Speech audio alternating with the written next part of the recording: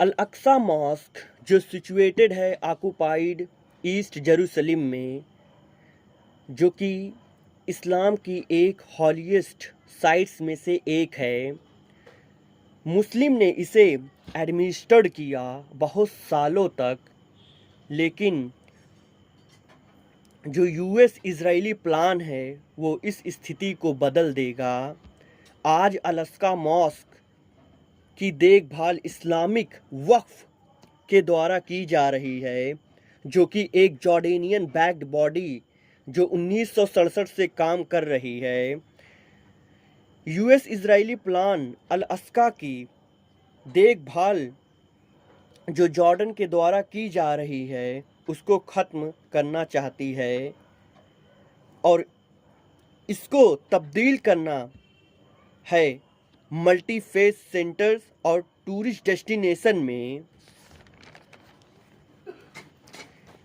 Israel पूरी तरह से अल अक्सा मॉस्क को कंट्रोल करना चाहता है, यहाँ तक कि prayers, Friday content of sermons, imams entry पर रोक लगाएगा।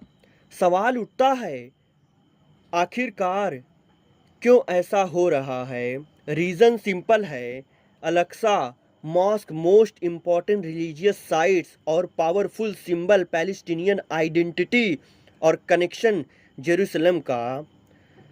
और बहुत सारे पैलेस्टीनियंस डर रहे हैं वे अल अस्का और अपने देश दोनों को खो देंगे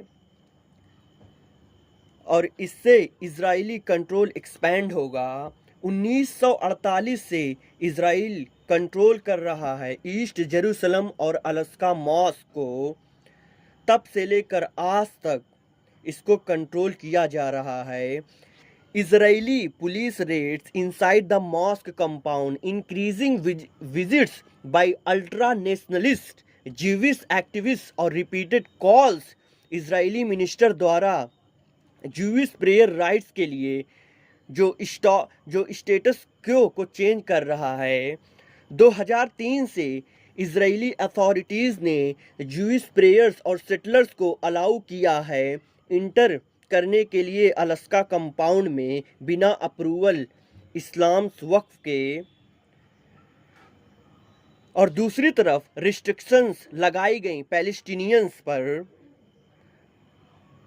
वक्फ ने बताया इजराइल अलास्का मॉस्क के मेंटेनेंस और रिपेयर में बाधा डाल रहे हैं। 2024 में Israeli national security minister Itamar Ben Gvir publicly कहें अलास्का को ढहाया जाए और ज्यूइश सिनेगॉग को बनाया जाए।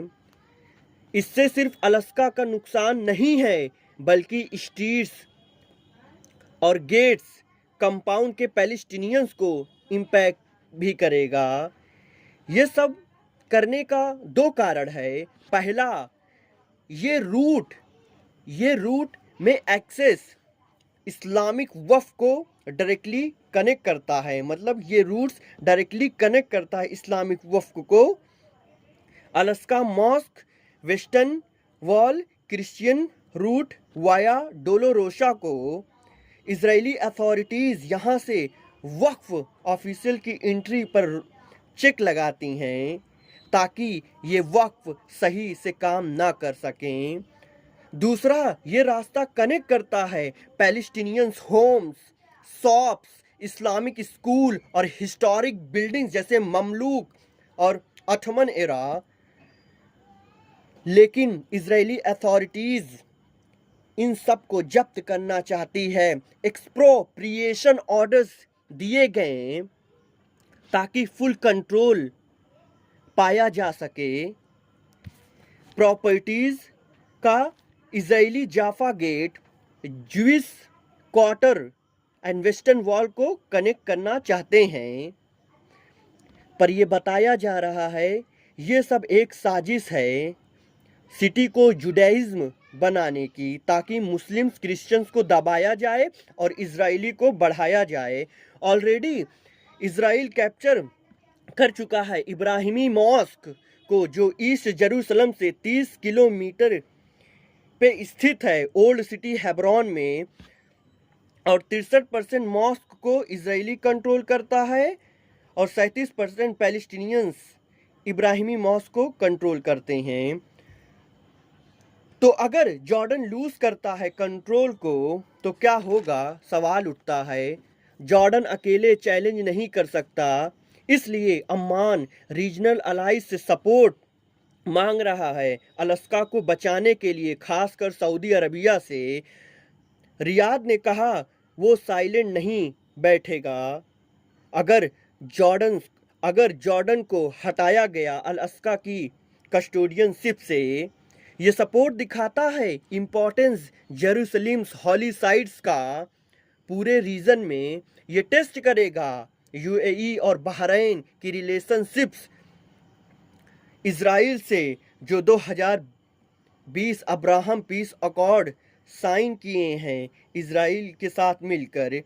ये जानते हुए इजराइल नरसंहार कर रहा है पैलेस्टीनियंस का जेरूसलम और गाज़ा में। आने वाले समय में इसका खतरा और भी बढ़ेगा, रिपोर्ट के अनुसार ये बताया जा रहा है।